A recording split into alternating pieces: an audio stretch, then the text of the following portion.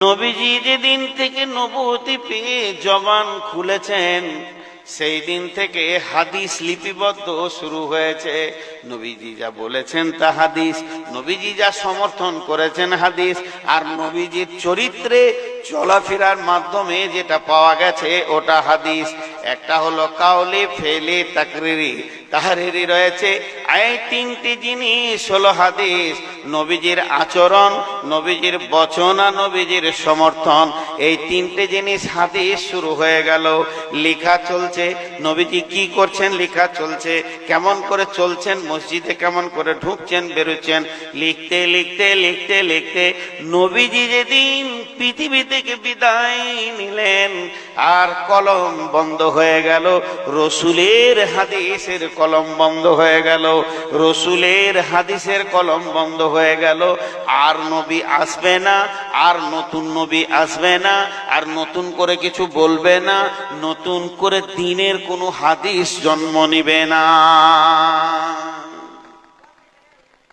আমি দুটা জিনিস বুঝাতে পারলাম, আপনারা যদি বুঝালাম, যদি আপনারা বুঝেন তো হ্যাঁ না বলবেন।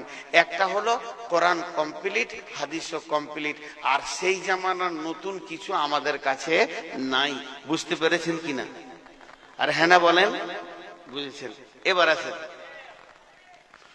1400 বছর আগে চালু হয়েছে একটা নিয়ম, আজও চলছে, আজও চলছে। সেটা কি? আল্লাহ বারবার বলছে তার গোলামদেরকে, তোরা বেঁচে যা, তোরা কামিয়াব হয়ে যা, তোরা সফল কাম হ। তাহলে সফলতার কত গুরুত্ব, সফলতার কত গুরুত্ব, সফলতার কত গুরুত্ব। আজ আল্লাহ তার এক বান্দাকে দিয়ে প্রতিদিন সফলতার জন্যে তার গোলামদেরকে ডাকে। একবার নয়, দুইবার নয়, কন্টিনিউ প্রতিদিন আল্লাহ 10 বার ডাকে। আর আমি শুনতে পাইনি এমন একটা ব্যক্তি দেখাতে পারবেন না। তাহলে এটা কত গুরুত্ব আছে। তুমি সফল হয়ে যাও, তুমি কিয়ামতের দিনে বেঁচে যাও, এটা আল্লাহ চাইছে। তাহলে আল্লাহ চাইছে বলে এই শব্দটাকে বন্ধ করা হলো না, আয়াত বন্ধ হয়ে গেল, যে কটা দিয়েছে যথেষ্ট হয়ে গেছে। রসুলের হাদিস বন্ধ হয়েছে, নতুন তৈরি হয় নাই। নবীজি যা বলে গেছেন যথেষ্ট হয়ে গেছে।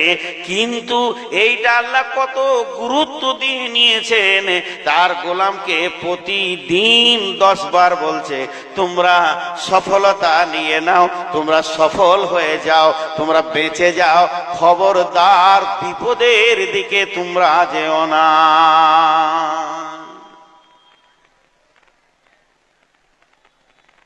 বলছে এই দলের ভিতরে একজন খালি উঠে দাঁড়ান। আমি 2-3 জন দাঁড়াতে বলিনি। ও উঠে বলবে আমি শুনতে পাইনি, আর আমি শুনিয়ে দিব। হাইয়া আলাল ফালাহ,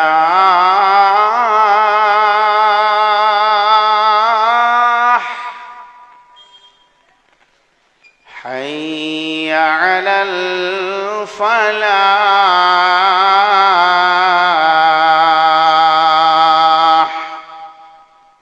এটা বাংলায় বলি, আয় বাসদপুরের লোক আয়, দুনিয়ার লোক, তোদের যতজনের কানে ঢুকছে তোরা আয়, তোদেরকে সফলতার দিকে ডাকা হচ্ছে, তোরা আয়, কামিয়াবির রাস্তাতে আয়। ভুল পথে চলে গেছিস আয়, ধোঁকায় পড়ে গেছিস আয়, এসআইআর চলছে আয়। আমি ডাকছি যে সে লোক ডাকেনি। আমি মমতা নয়, আমি মোদি নয়, ডোনাল্ড ট্রাম্প নয়, আমি যোগী নয়, এগুলো তো কিছুই নয়। আমি এমন একজন ডাকছি তোদের হাতে দুনিয়া এবং আখেরাতের কামিয়াবি দিয়ে ছেড়ে দিব। আয় আয় আয় আয়।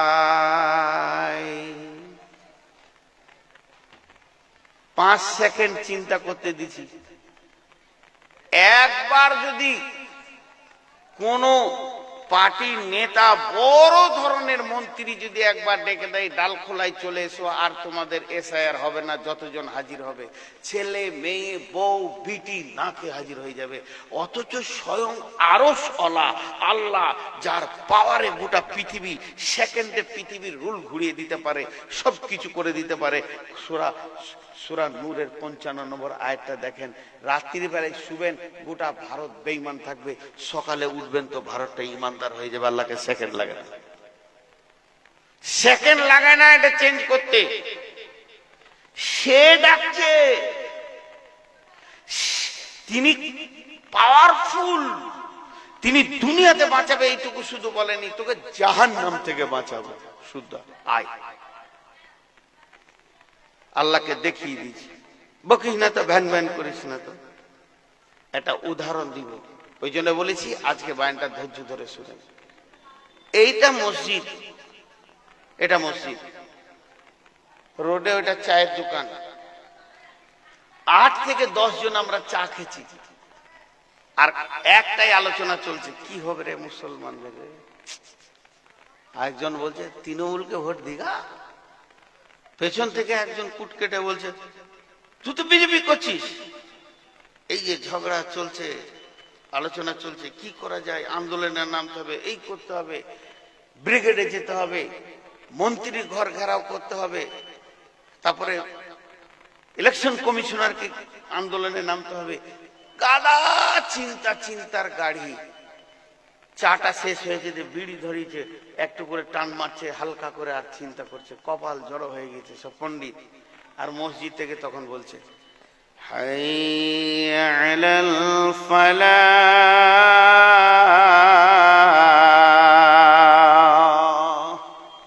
আয় আয়, তোদেরকে দুনিয়াতেও কামিয়াবি দিব, আখেরাতেও কামিয়াবি দিব।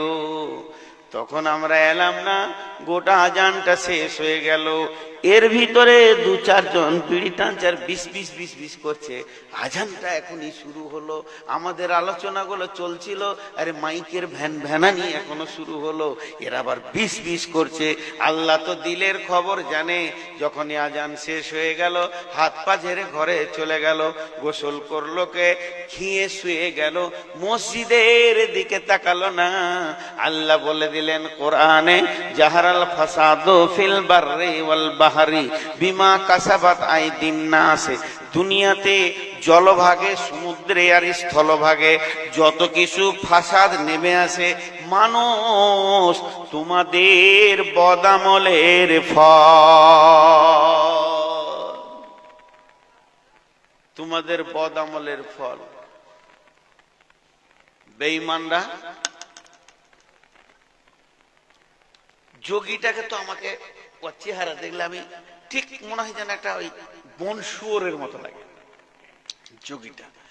আর মোদিটার কথা বলিয়েন না তো। এখন একটু চিন্তা করেন, যে পারবে পাল্টাতে সে ডাকতে, আর আমরা যেছি না, আমরা আল্লাহর গোলাম, তাকে তাওয়াক্কা করলাম না। কামিয়াব কোথা ছুপিয়ে আছে, কামিয়াব কোথা ছুপিয়ে আছে। আমরা কামিয়াবি যে জায়গায় খুঁজছি, ওই জায়গায় কামিয়াব নাই। হে যুবকের দল, তোমরাই তো ব্লাড। একটা যুবক মানে ইসলামের একটা ব্লাড। 30,000 সাহাবী 1.5 লক্ষের মোকাবেলায় নেমেছে। ভাগে কটা পড়বে? 5টা করে, একজনের ভাগে 5টা পড়বে। 1.5 লক্ষ রোম পারস্য সব একসাথে ছিল। কোরআনের একটা সূরা নাজিল হলো, গুলিবাতির রোম। এই যুদ্ধ যখন শুরু হয়, মক্কা থেকে হেঁটে গিয়েছে। রাস্তাটা কতটা? পাহাড়, চড়াই উতরাই, মরুভূমি, গাছ নাই, চড়াই উতরাই, 53, 54, 55 ডিগ্রি সেলসিয়াসের তাপ। এর ভিতরে হাঁটছে 30,000। মোতার প্রান্তে পৌঁছালো, তবুকের প্রান্তে পৌঁছালো, ওইদিকে 1.5 লাখ দাঁড়িয়ে আছে। বেঈমানরা খালি বলছে একবার লাব্বাইক বললে দেখে নিব এটাকে, কপ করে গিলে দিব। সিংহ দাঁড়িয়ে আছে, ওরা বাঘ দেখছে। ওরা বাঘ 1.5 লক্ষ, আর এদিকে দাঁড়িয়ে আছে ছাগল 30,000। বিশ্বনবী একটু চিন্তিত হলেন। বিশ্বনবী একটু চিন্তিত যখনই হলেন, হযরত উমর ফারুক রাদিয়াল্লাহু তাআলা আনহু বিশ্বনবীকে বলছেন, ইয়া রাসূলুল্লাহ, ইয়া হাবিবাল্লাহ, আপনাকে দেখে আপনার চেহারার ভিতরে ছাপ রয়েছে, খুব চিন্তিতর ছাপ। নবীজি গো, এত টেনশনটা কিসের? বিশ্বনবী যতই হোক মানুষ, নবী হলেও মানুষ, মানুষের গুণগুলো তার ভিতরে থাকবে। বিশ্বনবী হালকা করে বললেন, উমর রে, আজকের ময়দানে ঘটনা কি ঘটবে? হযরতে উমর নবীজিকে জবাব দিচ্ছেন, জামাটা আস্তিনটা এরকম করছেন 2 হাতে, আর জবাব দিচ্ছেন, বলছেন, ইয়া রাসূলুল্লাহ, আপনার যত সাহাবী আছে ওদেরকে তাবুতে আরাম করতে বলেন। 30,000-এর মধ্যে 29,999-কে আরাম করতে দেন। আমি একটা হুঙ্কার মারবো, 1.5 লক্ষকে ময়দান ছাড়িয়ে দিব। নবীজি বলেন, উমর, তোমার সাহস এত বেশি কি করে হলো? বিশ্বনবী উমর বললেন, ইয়া রাসূলুল্লাহ, আমার বুকে ঈমান আছে, সঙ্গে আল্লাহ আছে, রসুলের দোয়া আছে, এর থেকে আর বুলেট কি হতে পারে? ওদের বুকে আল্লাহ নাই, সব কটাকে আমি মুর্দা মানুষ দেখছি। আমার একটা হুঙ্কার ওদের সহ্য করার ক্ষমতা হবে না, ময়দান ছেড়ে দেবে। লড়াই শুরু হলো। রিজাল কি হলো? রিজাল হলো, শেষ রিজাল, এই মুসলিমদের ভিতরে 5 থেকে 7 জন শাহাদত বরণ করে জান্নাতি হয়ে গেলেন। আর ওদের ভিতরে একবার 30 থেকে 40 জন, আর তার বেশি তারা হত্যা হয়ে গেল। আর গোলেবাতির রোম গোটা ময়দান ছেড়ে কে কোন দিকে পালাবে পালা। তখন ওই সাহাবীরা রোমের ভিতরে ঢুকে সাম্রাজ্যে যত সোনা ছিল সবগুলোকে নিয়ে এসে মসজিদে নববীতে জমা করলেন, গনিমতের মাল। এই মধ্যে এর ভিতরে একটা সোনার জিনিস ছিল, যেটা বাদশা মাথায় নেবে, সোনার মুকুট। মুকুটটা কত ওজন ছিল? একটা মানুষ মাথায় নিয়ে থাকতে পারবে না, অনেক ভারী লাগবে। ওর জন্যই মুকুটের মাথায় শিকলি দিয়ে একদম গম্বুজ কুব্বাতে সোনার শেকল দিয়ে টাঙা ছিল। বাদশা বসে থাকলেই মনে হতো যেন মুকুটটা মাথায় লাগানো আছে। এই সমস্ত মালকে নিয়ে এসে ওই রাস্তাটার পরিমাণ হচ্ছে 15 থেকে 1700 কিলোমিটার রাস্তা। 1-2 কিলোমিটার নয়, দোমোহনা নয়, ডালকোলা নয়, পূর্ণিয়া নয়, 1700 কিলোমিটার। ওই বীর যোদ্ধারা মালগুলো এনে মসজিদে নববীতে রাখলেন। তখন সাহাবীদের অবস্থা কেমন? একবেলা খেতে পেত, একবেলা খেতে পেত না। আবার রাত্রিতে যে আলো জ্বালাবে এই রকম কোন একটা প্রদীপের ব্যবস্থা মসজিদে নববীতে ছিল না। প্রদীপ জ্বালাবে সেই পয়সাটা নাই। সেই সময় সোনা এসে হাজির হয়ে গেল। হাজি ভাই, এক টুকরো সোনা পকেটে ভরেলি? ওগুলো ওদের মনই নেই, ওদের মিজাজই নেই, ওগুলো কাজ করার করে দিয়েছি। কেন? একটা ইতিহাসে এরকম পাওয়া গেছে, সাহাবীদের মধ্যে কাকে অনেক রাতে পেশাব লেগেছে, উজু করবে, পেশাব করবে, তাহাজ্জুদ পড়বে, তো আঁধারে রাস্তাটা বুঝতে পারছে না। আঁধারে আঁধারে যেতে যেতে খড়াক করে ওর পায়ে ওই মুকুটটা লেগেছে, তো ওকেও লেগেছে, মুকুটটাও খড়াক করে শব্দ উঠলো। তখন পাশে একজন ঘুম ভাঙা বলছে, কে রে জামি, কোথায় বিরে? পেশাব করো, উজু করো, আল্লাহর কাছে কাঁদবো, 2 রাকাত নামাজ পড়বো। তোর পায়ে কি লাগলো রে? কোথা হুঁটিরে পড়লি নাকি? ও ছোট করে শব্দটা ঘৃণা করে বলছে, বাদশার মুকুটটা, ওই বাদশার মুকুটটা, সোনার মুকুট, তুলে ওজন করা যাবে না, ওটা ওদের দিলে কিছুই নাই, দুনিয়াটাকে মুতের জায়গায় রেখেছিল। মুকুটটা ওজো, ওকে ঠেলে পায়ে সরিয়ে দে। আল্লাহ রসুল বলেছেন, আমার উম্মতকে কখন ব্যবহার করবে বিধর্মীরা? যখন এরা দুনিয়ার পেছনে দৌড়বে আর আখিরাতকে ভুলে যাবে, তখন এরা কুত্তা বানবে। হুব্বুদ দুনিয়া কারাহায়াতিল মত। বাঁচতে চান? আল্লাহ বাঁচাতে চাইছে আমাদেরকে, দুনিয়াতেও চাইছে, আখিরাতেও চাইছে, কিন্তু আমরা সেই স্ট্রাকচারে আসছি না। এখন আপনাদেরকে একটা উদাহরণ দিব। এই যে স্টেজে ভাইরা বসে রয়েছেন, ইনি আমাকে মহব্বত করেন। উদাহরণটা খুব মন দিয়ে শুনবেন, খুব মন দিয়ে শুনবেন। তা আমাকে বলছে, নূর ভাই একটা মিষ্টি খান। খাও না, সুগার খুব বেশি। আবার বলছে, না খান। ভাই ব্যাস আলহামদুলিল্লাহ, আপনি বললেন খুব ভালো, আমি খাবো না, আমি সুগারের রোগী। তখন বলছে, মিষ্টিটা ভালো আর মিজাজ ঠিক থাকবে। তখন আমি বললাম, ভালো হোক আর খারাপ হোক ভাই, আমার সুগার হয়েছে। না, এটা শুধু আপনার জন্য এনেছি স্পেশাল। এখানে মাল যা করে না, একদম 22 টাকার সাইজে এত বড় এক পিস খান। বলেন আর সহ্য হবে? 400 সুগারের রুগী, আর সুগারের রুগীদের মিজাজ নিজের হাতে থাকে না। তখন আমি ফট করে রেগে গিয়ে বলছি, আল্লাহর কসম আমি মিষ্টি খাবো না। আমি একবার কসম করেছি, রেগে গেলাম, একবার কসম করলাম। উনি তখন মিষ্টির প্লেটে চলে গেল, ওনার দিমাকে বললে, ওরে কসম খেয়েছে মানে আর মিষ্টি খাবে না। একটা রাখেন। ওই পাশের ভাই, এই কসম গুলো একটু খেয়াল করবেন, আল্লাহ রস্তে বলছে, আমি খুব গভীর কথা বলবো। ওই পাশের ভাই আবার কি বলছে জানেন? প্যাস্টিজ রাখা মুশকিল। বলছে, ভাই মৌলানা সাহেব এলেন? বলে হ্যাঁ। খবর সব ভালো? বলে ভালো। আপনার জন্য একটা কথা শুনলাম। কি কথা শুনলেন আপনি? আপনি নাকি দোমনাতে কার পকেট থেকে মোবাইল চুরি করেছেন। আচ্ছা, এটা সহ্য করা যাবে? মিষ্টিটা কোন রকম গেল, 5বার সহ্য করা, কিন্তু ওটাতে একবারও সহ্য করা যাবে না।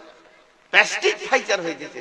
তখন আমি কসম খেয়েছি, আল্লাহর কসম, আল্লাহর কসম, আল্লাহর কসম, আল্লাহর কসম, আল্লাহর কসম, আল্লাহর কসম, আল্লাহর কসম, আল্লাহর কসম, আল্লাহর কসম, আল্লাহর কসম, আল্লাহর কসম। কবার খেলাম?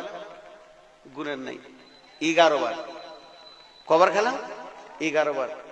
আমি জীবনে কারো পকেটে হাত দিইনি। তখন উনি ভাবছে, বাপরে কত রাগা রেগেছে, কসম যেন ঝরতেই রয়েছে, কসম যেন বন্ধ হচ্ছে না। এখন আপনাদেরকে জিজ্ঞেস করব, একটা কসম আর 11টা কসম কি বাড়াবার? দুটো কি সমান? এরা কি ঘুমিয়ে গেছে নাকি? সাধারণ কথা বলছে তো কান ঝাঁঝিয়ে গেছে, আর আমি জিজ্ঞেস করছি তা উত্তর দিচ্ছেন না রে ভাই। উত্তর দেন, এগুলো গভীর কথা, ভালো লাগবে। একটা কসম আর 11টা কসম, দুটো কি সমান? সমান লাগে।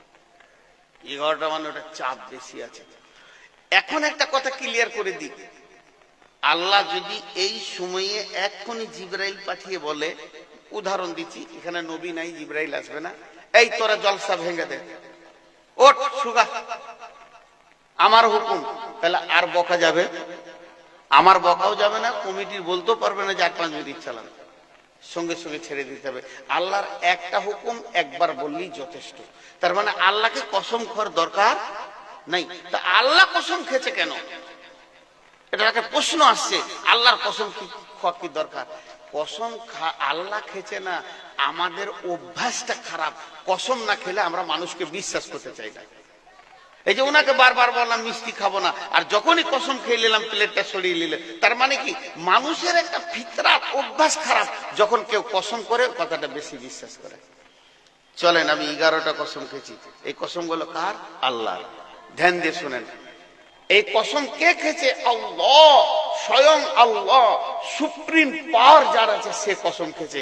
যে ভাষাটা কি বলছে, 11টা কসম মানে এত বড় কসম, আর কথাটা এইটুকুন 1 ইঞ্চি। 1 ইঞ্চি কথা বলবে, এত বড় কসম খেলো। শুনেন জি ভাই,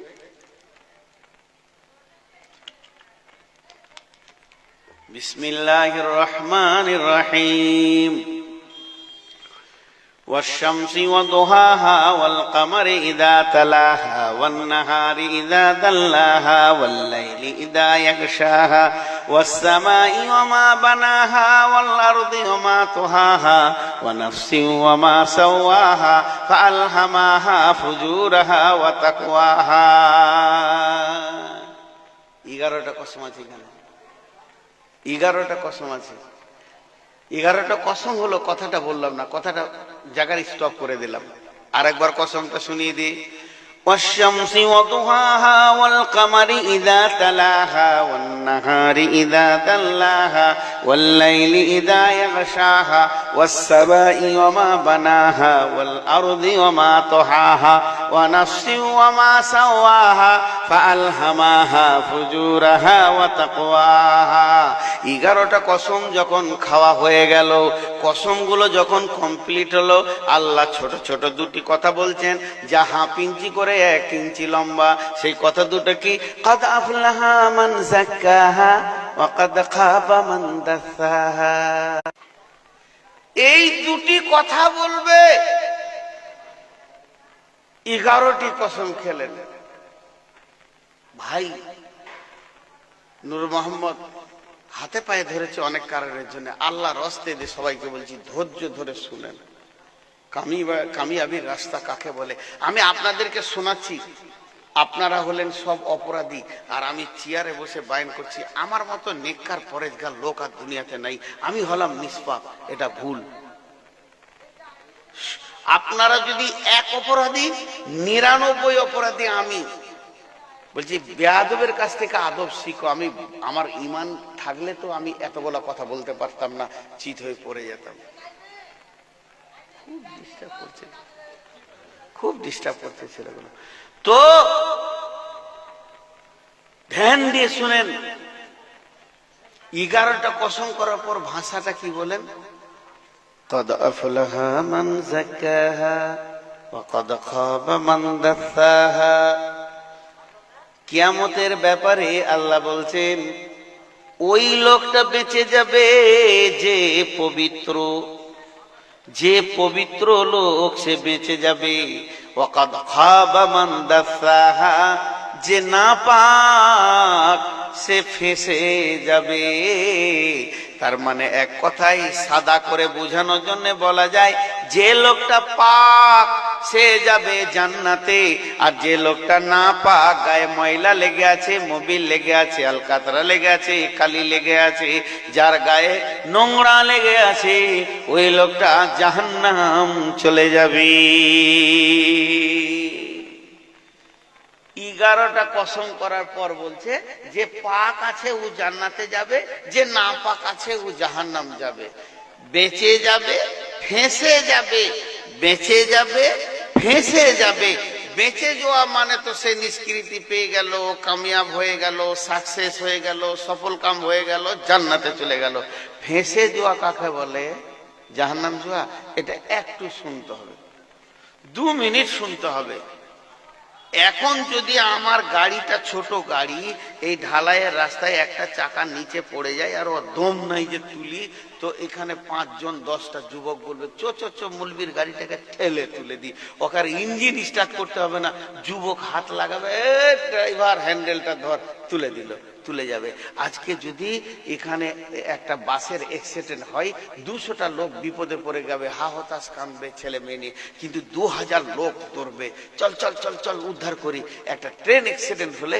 একটা ট্রেনে 2000 5000 দুটো ট্রেনে যা বিপদে পড়বে কিন্তু 20000 লোক দৌড়বে উদ্ধারের জন্য আর আল্লাহ বলছে কিয়ামতের দিনটা সব থেকে বড় ভয়াবহ কেন যার চাকা ফাঁসবে তাকেই তুলতে হবে ইয়াউমা লা তামলিকু নাফসুন লিনাফসিন শাইয়া ওয়াল আমরু ইয়াউমা ইযিল লিল্লাহ কে কারু একটু ঠেলে দিবে না তোর ডাম্পারের চাকা ফেঁসে গেছে তুই এর নাম কিয়ামত তাহলে সেই দিন ফাঁসা মানে আপনি যদি কোনো কারণে ফেঁসে যান একটা গুনার কারণে একটা বেয়াদবির কারণে একটা ময়লার কারণে তো আপনাকে নিজেই উদ্ধার হতে হবে উদ্ধার করার কেউ নাই এবার ফাঁসবেন কেমন করে একটা উদাহরণ দিচ্ছি এটা একবার মনে করে নেন কোরআনের কথা কিরকম আল্লাহ বলেছেন ইন্না ইলাইনা ইয়াবাহুম সুম্মা ইন্না আলাইনা হিসাবাহুম তোমাকে আমার কাছে ফিরে আসতেই হবে এবং হিসাব দিতেই হবে, আসতেই হবে, হিসাব দিতেই হবে। দেখেন, স্বাধীনতা দেয়নি, আল্লাহ রাস্তা দিচ্ছে, আমার দিকে একটু ধ্যান দেন। বারবার মাঝে মাঝে বলছি, মনটা কেটে যাচ্ছে কেন? কিছু কিছু কারণে। কেউ যদি মনে করে আল্লাহর দিকে যাব না, সম্ভব নয়।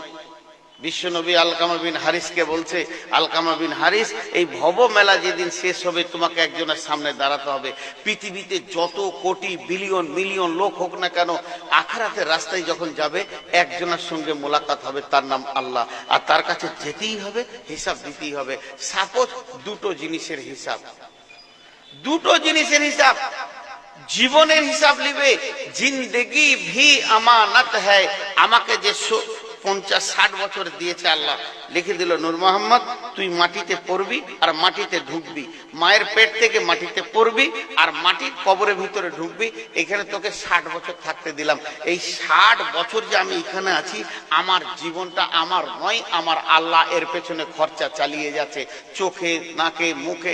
এখন খরচাগুলো যদি বলতে যাই তা লাইন অন্যদিকে চলে যাবে, সময় কুলাবে না। তা আল্লাহ এই খরচা চালাচ্ছে 60 বছর।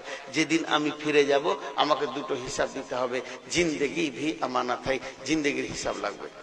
আল্লাহ শুরু করলো, বান্দা বল ফেব্রুয়ারি মাসের 10 তারিখে তুই কি করছিলি? 2026 সালে।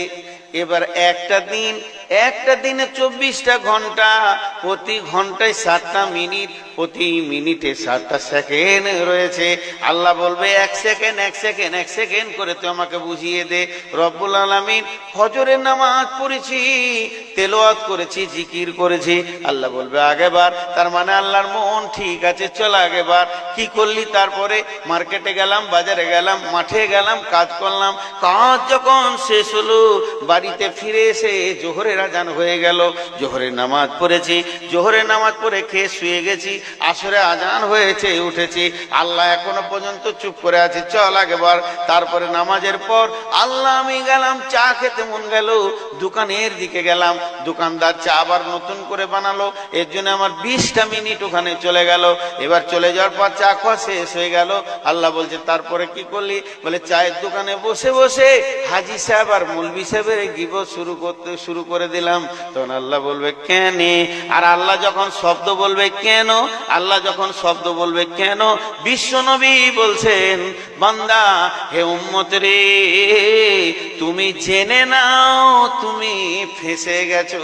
আল্লাহর কেনটাকে টপকানোর মতো পৃথিবীর কারো ব্রেন নাই। মানুষের কেনকে টপকিয়ে দিতে পারবে, কিন্তু আল্লাহর কেনকে টপকাবে না। আজকে এই বাসুদেবপুরে জালসা, আমি ডেট নিয়েছি, আমার সঙ্গে কথা হয়েছে, কিন্তু কমিটি আমার সঙ্গে ভালো ব্যবহার করেছে। আমি হঠাৎ করে এলাম না, মন গেল না, এলাম না। আমি বদমাস, কোথাও থেকে গেলাম পূর্ণিয়াতে বা অন্য জায়গায়, আরো লোভে চলে গেলাম। এখন কমিটি আমাকে ধরেছে কালবাদ পশু ভুলকিতে, ভাই আপনি এলেন না কেন? এই যে কেন ওটা বলেছে কমিটি, মিথ্যা করে বলে দিলাম শ্বশুর মারা গেছিল, খালা শাশ মারা গেছিল, খালাতো সম্বন্ধী মারা গেছিল, ওদের মুখটা বন্ধ হয়ে গেল। এই মিথ্যাটা আল্লাহর সঙ্গে চলবে না, আল্লাহ সব জানে। নবীজি বলছেন, যদি কোনো বান্দাকে কিয়ামতের মাঠে আল্লাহ একবার কেন বলে, উম্মত রে তুমি নিশ্চিত হয়ে যাও জাহান্নাম চলে যাচ্ছ, ওই কেনটা আল্লাহকে বুঝিয়ে দেবে, তোমার উপায় নাই। তা আল্লাহ বলছেন, قد أفلح من زكاها قد أفلح من زكاها وقد خاب من دساها। কিয়ামতের মাঠে যে পবিত্র থাকবে, যার গায়ে ময়লা থাকবে না, সে বেঁচে যাবে, আর যে নাপাক থাকবে সে ফেঁসে যাবে।